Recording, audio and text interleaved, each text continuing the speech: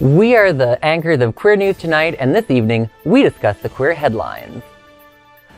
Idaho advances law forcing disclosures of trans youth identities and criminalizing bathroom access.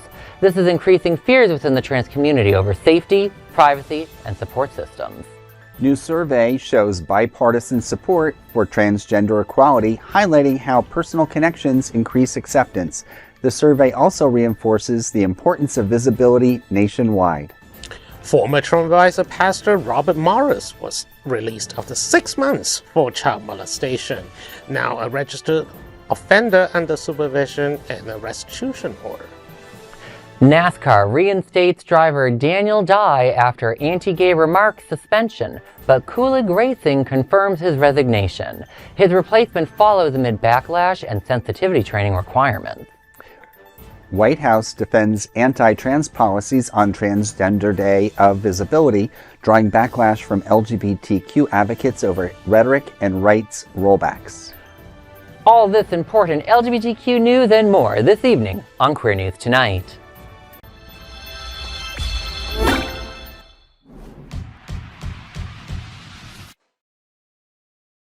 Welcome to Queer News Tonight. This is the world's first and only LGBTQ daily news television show, broadcasting live and available on demand on your favorite streaming channels. Analytics company vidIQ has certified that Queer News Tonight YouTube channel as the world's most popular LGBTQ streaming news show. Our queer stories have reached over 12 million views. We are proud that Queer News Tonight has more YouTube subscribers than any other LGBTQ brand in Florida. We thank you for watching and supporting our voice in our rainbow family. There is no other news program in the LGBTQ world like Queer News Tonight. It is Thursday, April 2nd. We are live and literally out of the closet and into the headlines. So many of your important stories we'll tell this evening on Queer News Tonight.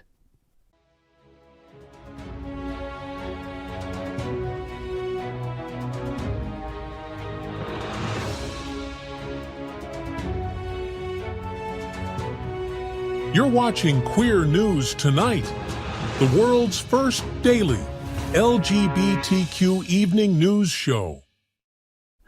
Welcome to the world's most important LGBTQ evening news show. Hotspots Magazine, Happening Out Television Network, is a nonprofit 501c3 media company in the same model as PBS and NPR, but created for the LGBTQ community. Our nonprofit mission is to support the 11 pillars of our community. We want to inform and educate the key issues of lesbian, trans, Latino, Black, healthcare, seniors, students, faith, social justice, business, and queer culture. Help us support our diverse community. We are part of the largest LGBTQ nonprofit media companies in America, Hotspots Magazine and Happening Out Television Network.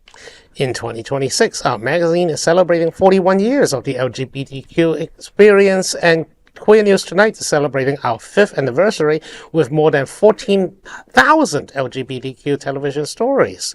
We represent South Florida's major LGBTQ events, including Pride Fort Lauderdale, Stonewall Pride, and Pride Fest.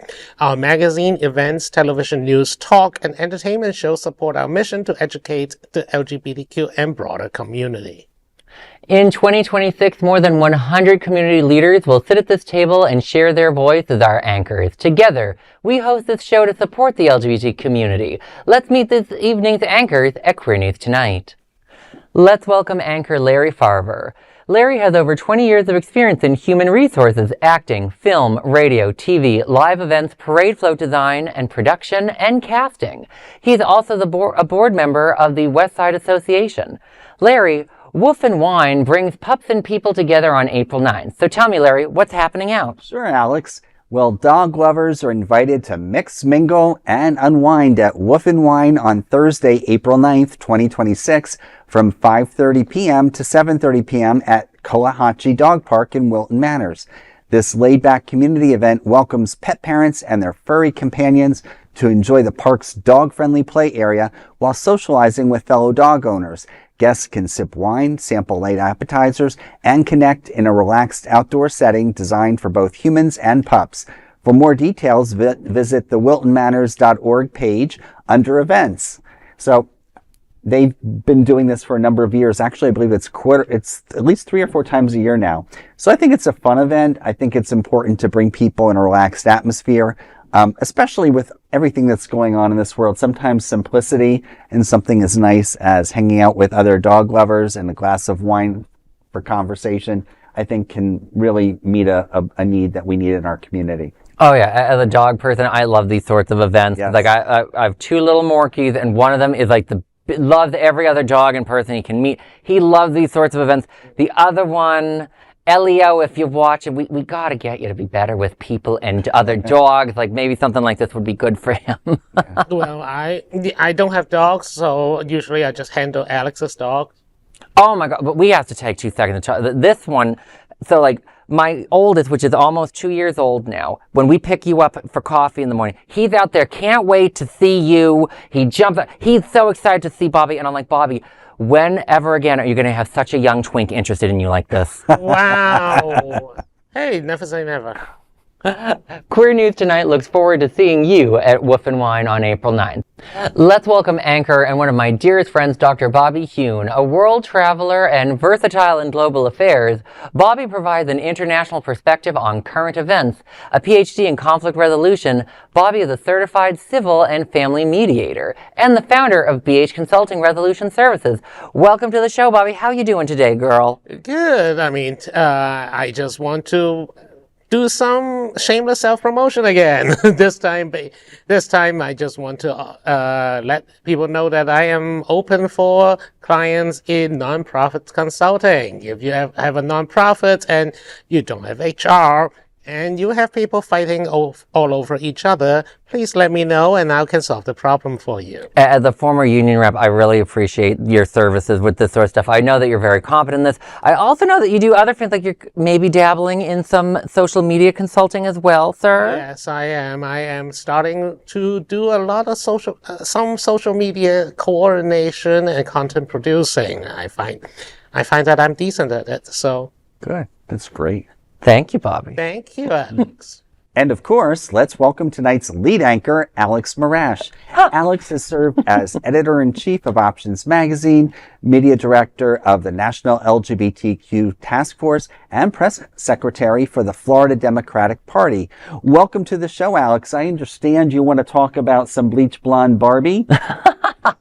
Well, I just want to congratulate Pam Bondi on being fired today.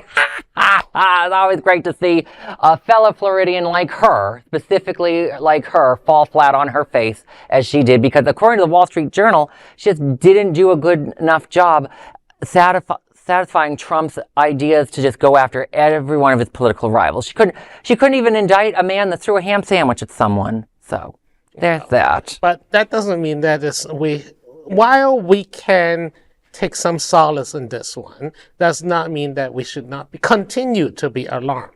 Just because Kristi Noem has been replaced by Mark-Wayne Wallens doesn't mean that Mark-Wayne Wallens is better or worse. In fact, without the cartoonish tactics, without the ridiculous press releases, we might just have basically let the administration slip worse things under the rug because people don't pay attention. One of the reasons why Kristi Noem and Pam Bondi are easy targets because they are bombastic. Just like a certain German dictator from the 1930s. But his minions, quiet, methodical, bureaucratic, can still go on cause great harm. Of course, but one of the best things about the Trump administration, especially the first term, was all the chaos and all the revolving door, because it's very hard for government to function with leaders coming in and out all the time. So that's the one good thing, is the chaos slows Trump down, and we just need to slow him down. Hopefully he'll be pushed out of office eventually. Yeah. Well, allegedly. We have no idea if he'll ever step down. That's a whole other story. I'm Alex Morash, and let's queer up students and youth culture. Idaho passes bill requiring schools and doctors to report trans youth to parents. Idaho lawmakers have passed HB 822, a sweeping bill requiring teachers, healthcare providers, and other professionals to notify parents within 72 hours if a minor expresses transgender identity or requests such changes as a new name, pronouns, or access to gender-aligned spaces. The legislation, co-sponsored by State Senator Ben Toes, classified non-disclosure as, quote, aiding and abetting, end quote, a child's social transition. According to Idaho's Capital Sun, violations could expose individuals and institutions to lawsuits and fines of up to $100,000. Toes said the measure, called the Pediatric Secretive Transitions Parental Rights Act, would close a so-called loophole in existing laws by targeting social transitions, which he describes as, quote, the process of which vulnerable children are led into the pipeline, end quote. The bill is part of a broader wave of legislation affecting LGBTQ people in Idaho, including new restrictions on bathroom access and public pride displays. If signed into law, opponents warn it could significantly alter how schools and healthcare providers support LGBTQ youth. Separately, Idaho Governor Brad Little had signed a law criminalizing transgender individuals for using bathrooms aligned with their gender identity. These bills raise concerns about life in Idaho for trans people and should be alarming to the American public altogether. I just want to start all this with, like, being sued for $100,000, $1 million, $1 billion, doesn't matter. There are certain lines you don't cross, and if you knowingly decide to inform people that you think are going to harm a child because of their trans identity, you are still a horrible human being and you shouldn't do it. I just want to lay that out right at the beginning, because I'm so sick and tired of hearing institutions and teachers and all these other people say, well, I had to harm that woman trying to get an abortion, or I had to go and harm this trans kid because of the law. There are, as Martin Luther King said, there are just laws and unjust laws. These are very clearly unjust laws if it gets signed into legislation. You have to be disobedient, be ungovernable, people. That's the only way how to deal with this sort of transphobia. Well, and there's a reason kids aren't opening up to their parents. I mean, it's the handwriting on the wall. So to force a guidance counselor, a trusted individual, whether it's clergy or someone that young person trusts, it's just deplorable to put them in that situation. And I really hope we don't see an increase in attempted suicides. And this is just deplorable too. It comes, right as we're celebrating recently Trans Day of Visibility. And, it's just, I hope that the tide turns in November. I really do. Yeah, and you know what? And also Idaho today in the news. A Nampa pastor has been sentenced to up to 17 years in prison after pleading guilty to multiple sexual child exploitation charges, including possession of images or media of such abuse. Once again, it's a pastor, not a trans person, not a drag queen. And although I would not be able to know which the pastor's political affiliation, we can have a reasonable guess.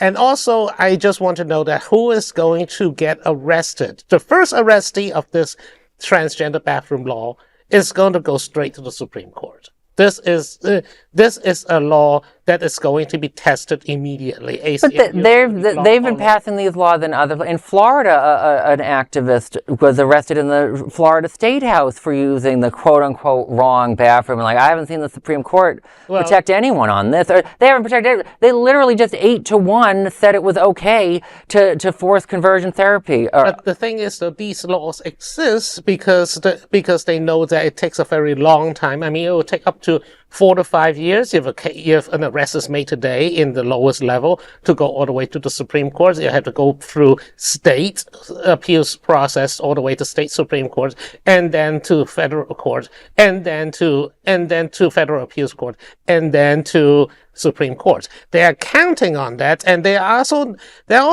don't necessarily are writing these laws in order to actually arrest people. The threats of arrest is enough. This is intimidation, pure and simple. This is basically saying that the person that you are is not worth existing in civil society, and therefore you must hide yourself or else we will arrest you. Mm-hmm. This is not about actual arrest per se, or else they can have gone to a pride parade and arrest people right there. Well, this is America. We can arrest you for any reason, and there's over 20,000 laws, regulations that the government uses against people all the time. Like, that's a whole other story. But, like, I see your point, but, like, it's horrifying. And I do want to say, like, I know that when we're saying that that the government is saying this for any young people watching, like, that does not mean that you truly don't have a right to exist. You have every right to exist.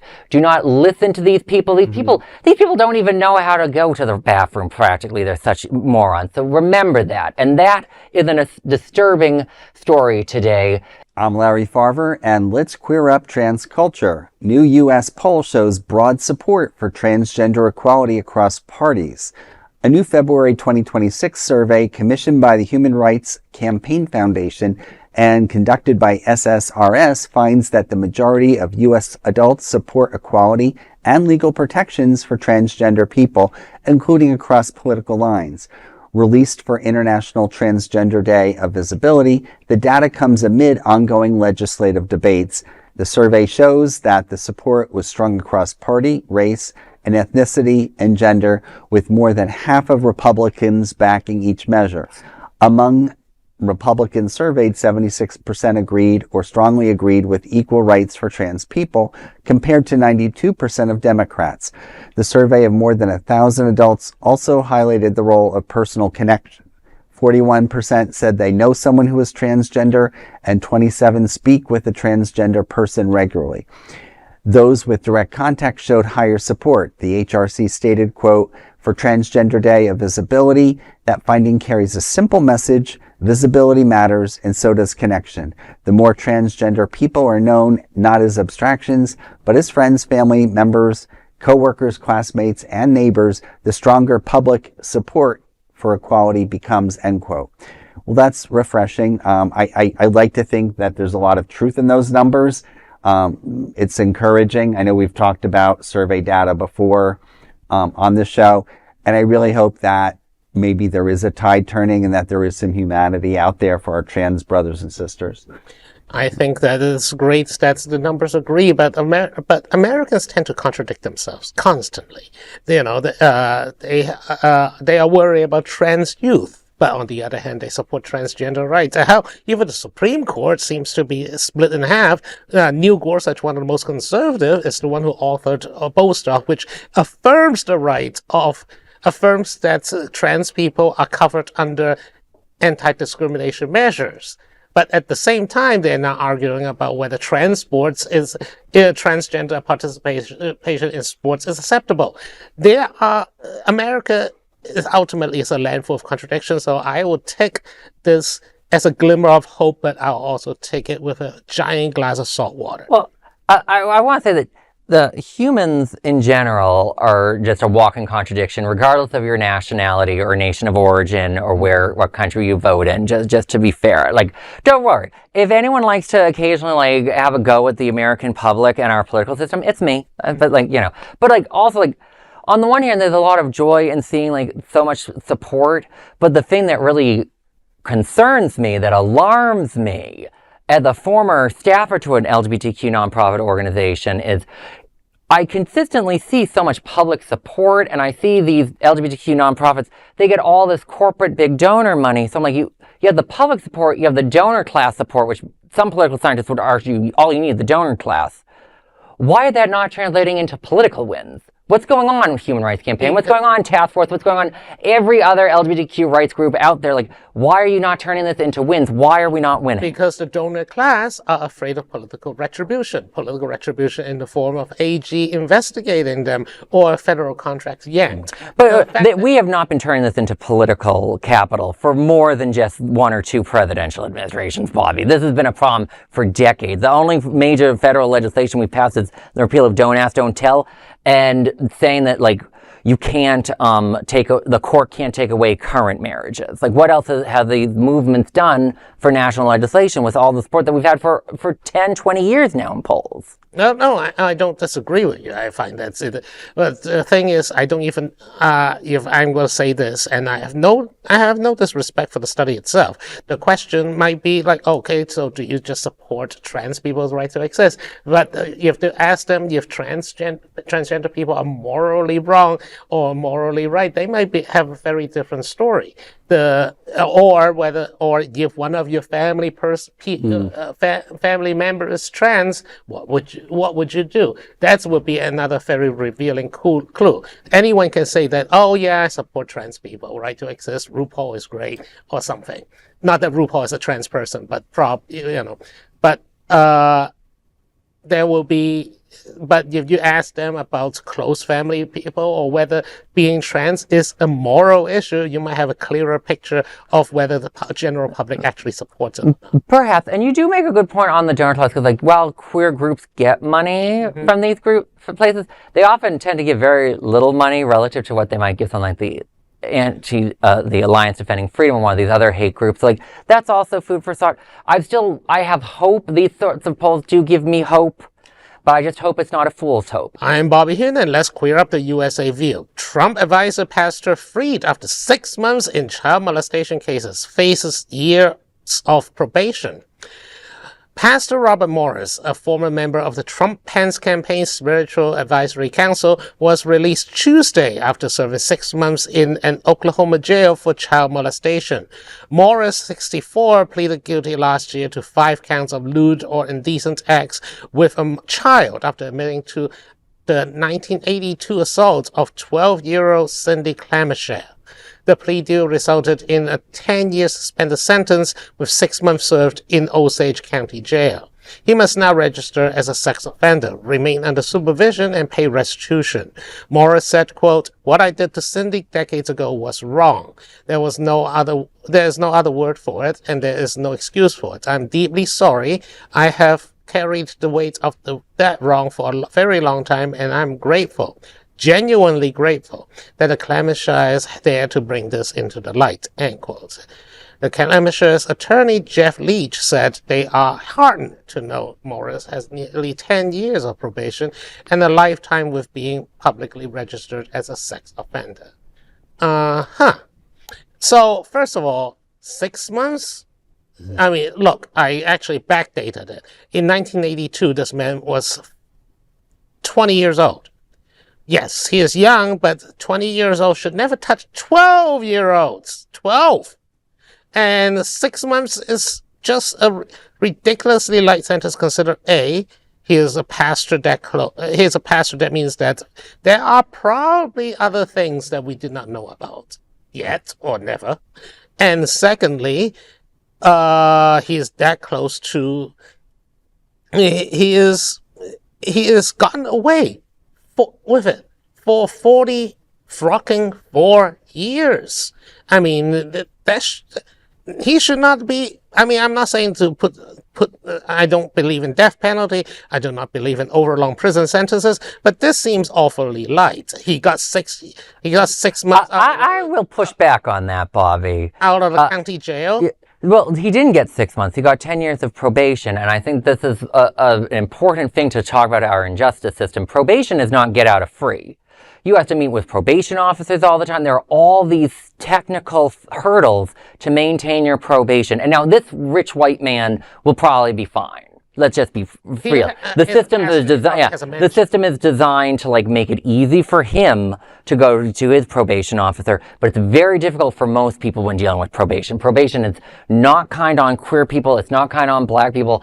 And I just want to make a big highlight of that. I do appreciate you checking his age, because I remember we were looking at the story and I'm like, please just like let me know it's not some Romeo Juliet situation like this old Romeo Juliet laws where if you're like 4 years apart, that tends to get more murky. It was not that. I was even more horrified when I heard that. Like, oh God! Out the other thing too. There are people who were at 18 got caught having a relationship with 16-year-old because the parents of the younger person pressed charges, and now that 18-year-old has his entire life ruined because of that, and those people serve a lot longer sentences than 6 months. Yeah.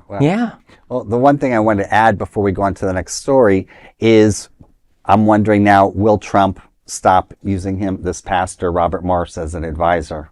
I mean, let's certainly hope so. I mean, I don't. He is explicitly part of the Trump-Pence campaign, so that no longer exists. Let's hope that pigs fly and horses learn to dance. I'm Alex Morash, and let's queer up sports. NASCAR reinstates Daniel Dye, but Kaulig Racing accepts his resignation over using a gay voice. NASCAR has reinstated Craftsman Truck Series driver Dylan Dye following a suspension over remarks in which he mimicked IndyCar driver David Malakis using a, quote, gay voice, end quote. However, Kaulig Racing confirmed it has accepted Dye's resignation and he will not return to the team. Dye was elected to drive one of the 5 vehicles of Kaulig Racing as part of a program launched to ensure Kaulig Racing's return to competition. The controversy stems from a clip circulated on March 17th from a live stream where a participant said Malakis, quote, plays for the other team, end quote. Dye responded by mimicking Malakis saying, quote, it's like, oh my gosh, yes, end quote. He added, quote, as soon as I start doing a David Malakis gay voice, I get a gold, so let's keep it going, end quote. NASCAR suspended Dye under its code of conduct, which prohibits criticism based on sexual orientation or gender, and required him to complete sensitivity training. Following the backlash, Dye issued an apology on Twitter, calling his comments careless, quote, I want to first apologize to David Malakis. I chose my words poorly and understand why it upset people, end quote. Kaulig Racing confirmed Corey LaJoie will replace Dye in the November 10 truck. This marks Dye's second suspension following a 2020 incident involving felony battery charge. Well, I'm a little not shocked about the felony battery charge, I must say, but I'll be honest, I'm like the left-wing libertarian or something, because I'm always leery of management enforcing a sensitivity training. I don't think that's going to actually help you become a better person. I think going on a journey and learning and meeting queer people helps. I can't criticize someone for mockingly use the gay voice because I mockingly use the gay voice all the time, girl. Oh my goodness. But at the same time, I suck dick, so I'm allowed to do it. I have one more comment I'm going to say before you interrupt me, Bobby. We were seeing photos of the 2 gentlemen, and I just have to say that the Malakis gentleman is a very attractive gentleman, but the Daniel Dye, the other one, yeah, that boy's a pretty boy.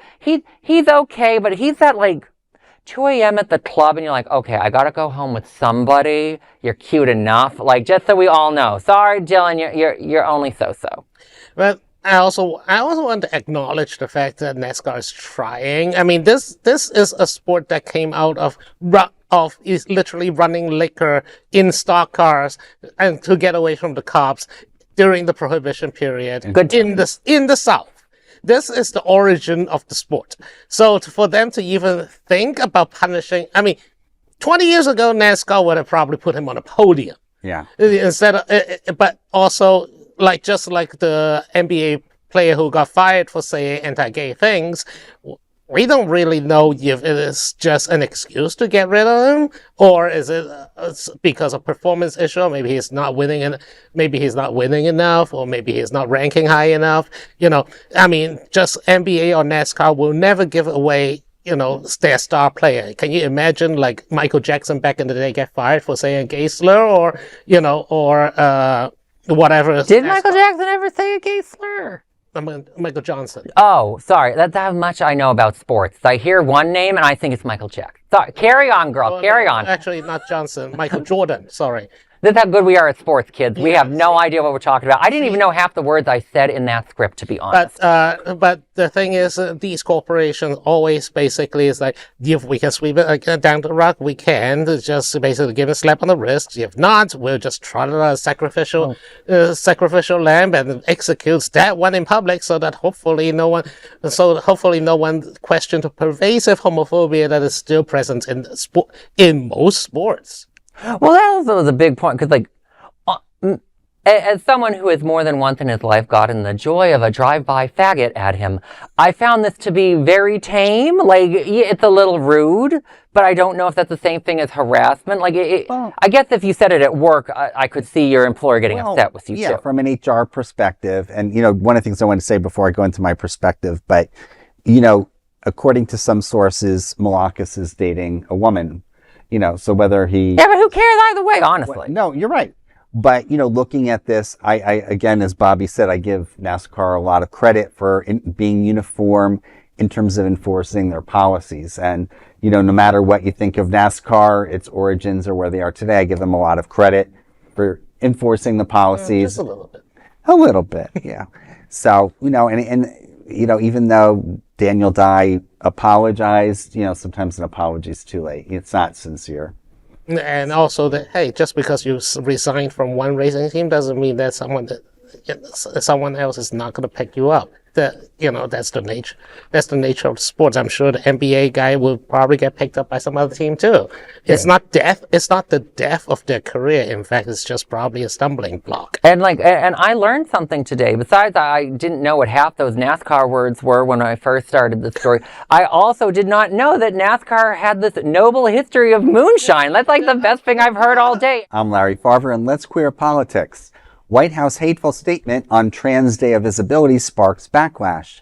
In a release published Tuesday, the administration said President Donald Trump had, quote, ended Democrats' transgender for everybody insanity, end quote, framing transgender identity as ideological rather than a recognized aspect of human diversity. The statement asserted that the administration is celebrating a decisive victory through this, quote, the swift and unrelenting dismantling of subversive woke policies that endangered children, eroded women's rights, assaulted common sense, and dragged America toward moral and cultural decline, end quote. The White House statement highlighted policies restricting gender-affirming care for minors, limiting transgender participation in sports, and redefining gender in federal programs. It also criticized the Biden administration for desecrating Easter Sunday by celebrating TDOV.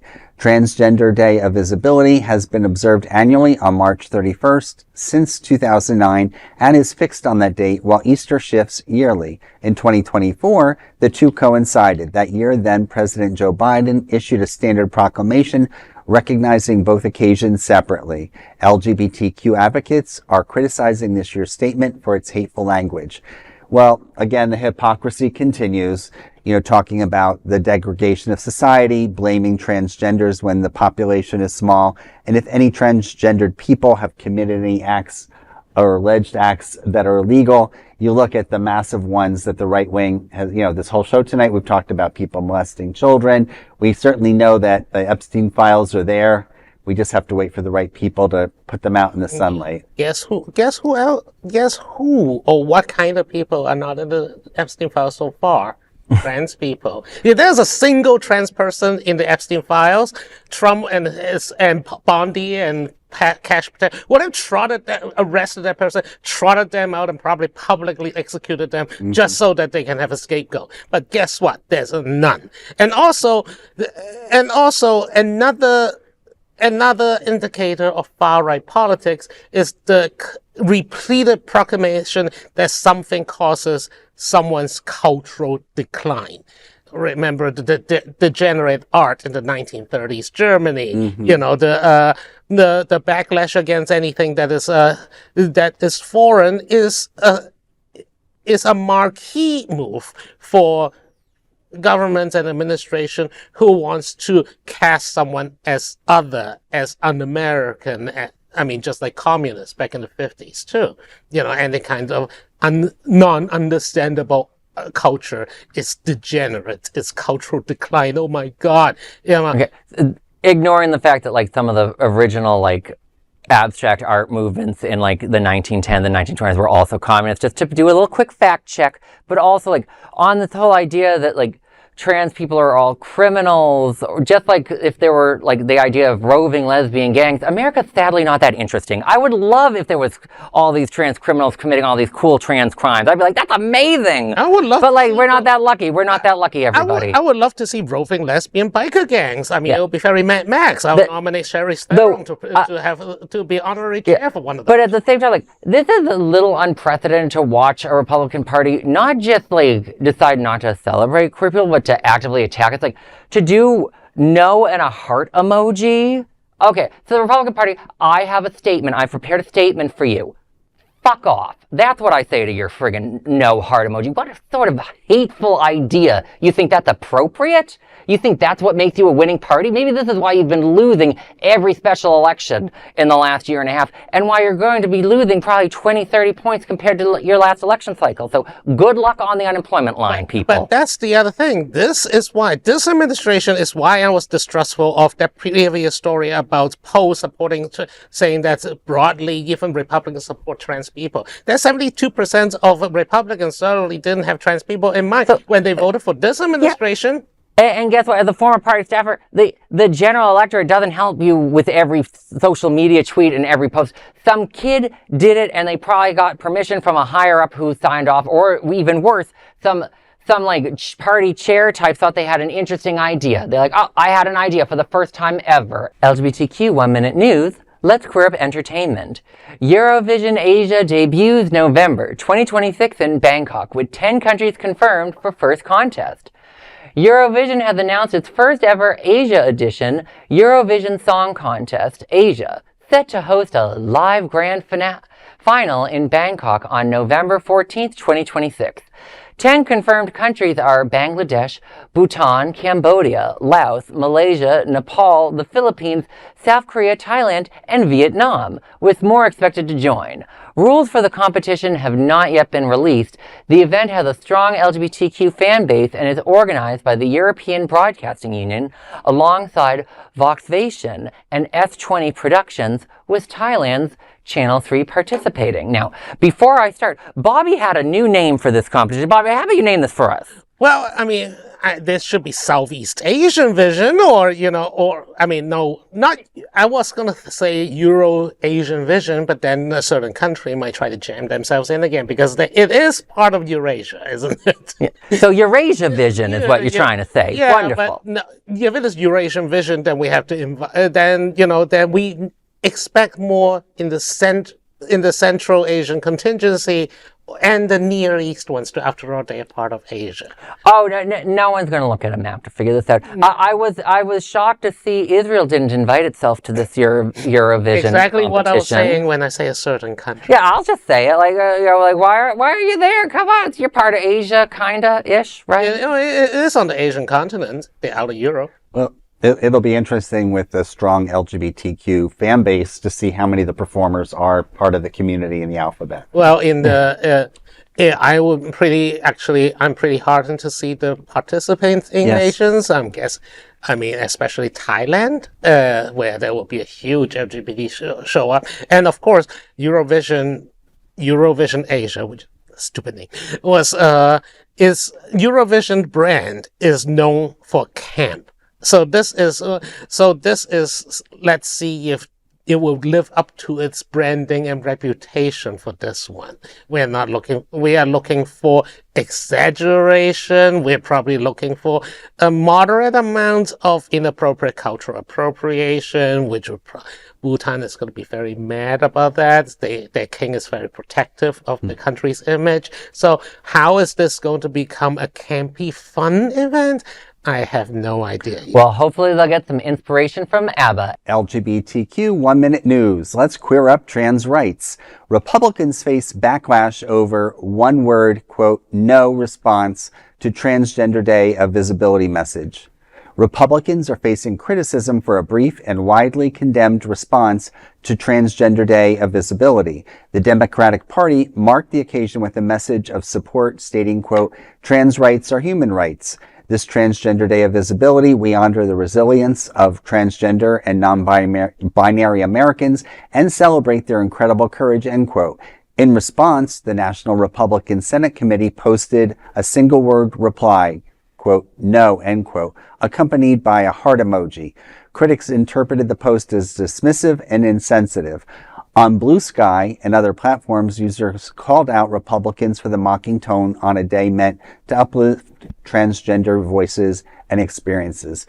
Well, again, the meanness, the bullying is indicative of a good majority of the party, and I hope that people within the party start seeing it, that the people who are maybe decent people who happen to be Republican, who happen not to be MAGA, and hopefully we'll see. Are there even outliers anymore? Those two in the Venn diagram seems to become more and more like a circle. Well, I think that there's some people who have actually left parties. I think the gubernatorial candidate in Florida. Yeah, but I don't trust that. Jolly.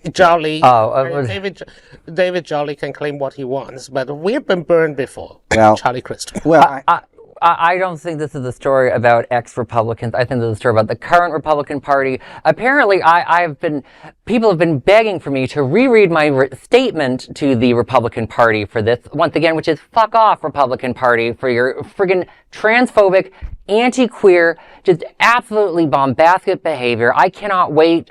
I'm not I don't like to say like electoralism is the answer to everything, but like, it's going to be really fun watching you all lose so horrendously with your boneheaded ideas. And with oil at all-time high, anti-energy, anti-women, bringing grocery prices down, and, anti all those things. I mean, is there a single Republican policy right now that is going on, that is in the news, that is not just taking people and arresting them at random, or doing anything to serve the actual average American citizens who are struggling with gas prices and grocery prices? I think we need a Republican Day of Visibility to show everything that they've been doing to people. LGBTQ 1 Minute News. Let's queer up entertainment.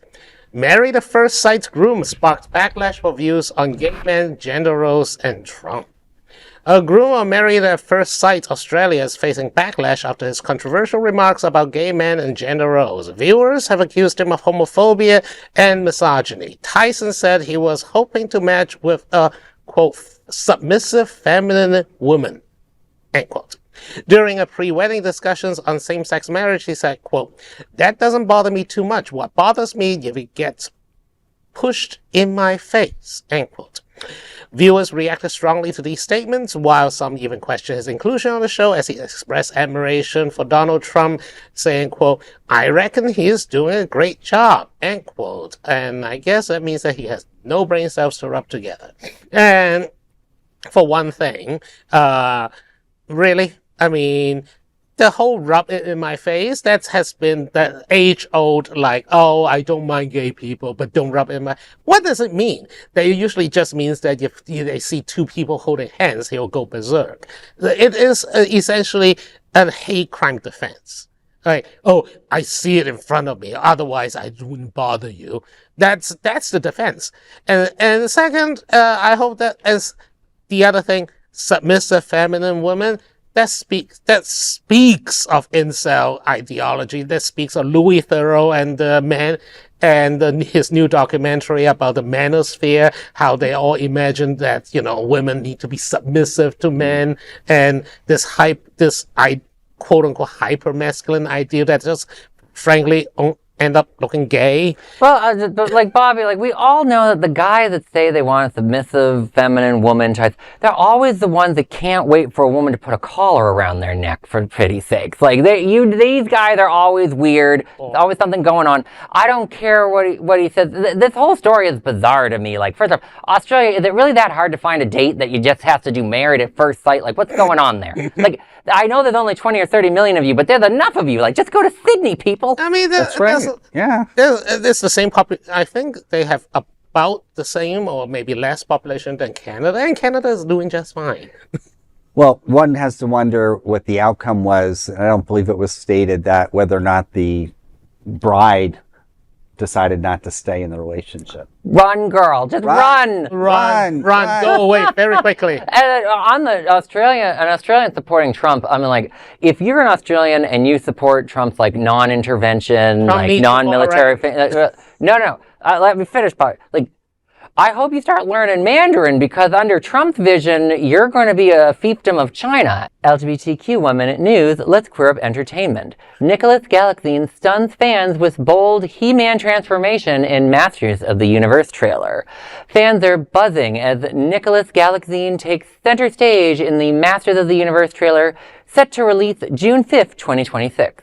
He plays He-Man alongside Jared Leto as Skeletor, Camille Mendez as Tila, and Idris Elba as Man-at-Arms. In the trailer, Galaxine returns to Eternia from Earth. During a transformation scene, his human clothes vanish as he wields his sword, revealing his He-Man iconic harness and a leather skirt.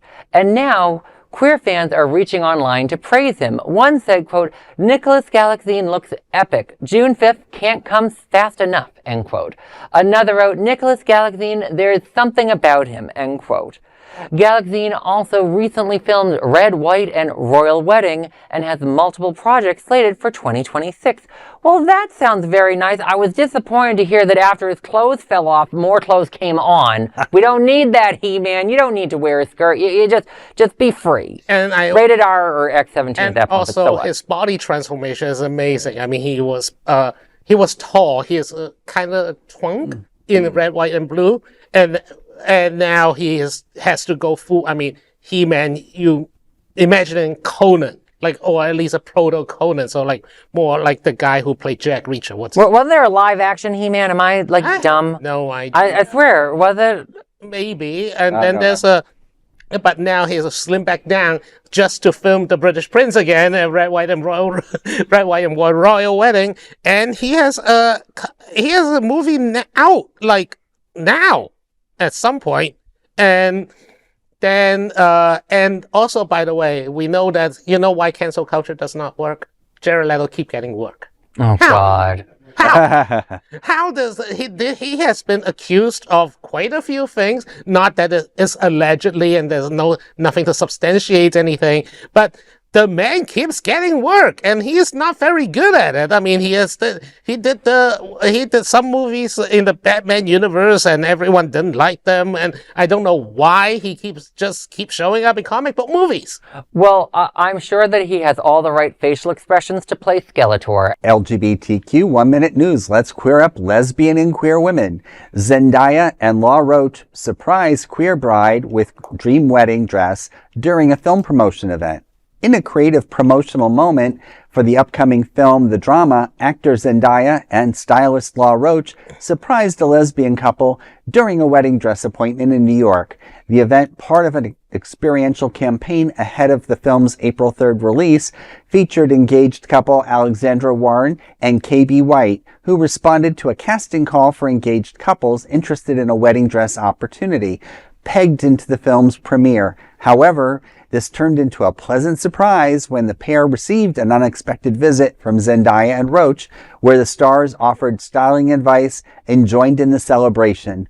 Well, it's a nice, positive, happy story. Wedding season's coming up, and it's nice to hear that they were part of that and made this lesbian couple's day. There's a joke running around right now about Zendaya because she just recently married, Tom Holland, Spider-Man, Mary Jane Mary Spider-Man, News at 11. But so if Tom going to decide to take Zendaya's last name, is his name just Tom now? First of all, I just love Law Roach. I feel so bad. He's had a real hard time having to tolerate Project Runway the last season, which was I don't know how they caught him on. How is that still going on? They literally did that with a $5 budget. But Law Roach is great. I loved him in what was that? Legendary. You can't even find it online anymore. Loved him as a judge on Legendary. Then girl, I can't wait for Dune Messiah. You beat up Paul Atreides in that, hopefully. Oh, and the new Spider-Man movie, too. Oh, yeah, he's shirtless in that, so I'll watch it. These are today's headlines from Queer News Tonight. Our anchors represent the best of our LGBTQ family. If our community is important to you, share this news with your friends and family. Don't forget to join the conversation on your favorite streaming platform. Queer News Tonight is the only live LGBTQ digital television show in the world that is out of the closet and into the headlines. We need your support. If our community is to grow and then thrive, we must tell our stories and bring them to the attention of the broader world. This is the only place in the world that tells these types of LGBTQ stories in motion and sound. That is the passion of Hotspots Magazine, Happening Out Television Network, and Queer News Tonight. I'm your anchor, Alex Morash, and I thank you for joining us on behalf of my fellow LGBTQ anchors here at Queer News Tonight, Larry Farver and Dr. Bobby Huen. We'll see you daily at 8 p.m. To our LGBTQ world, we wish you a good night.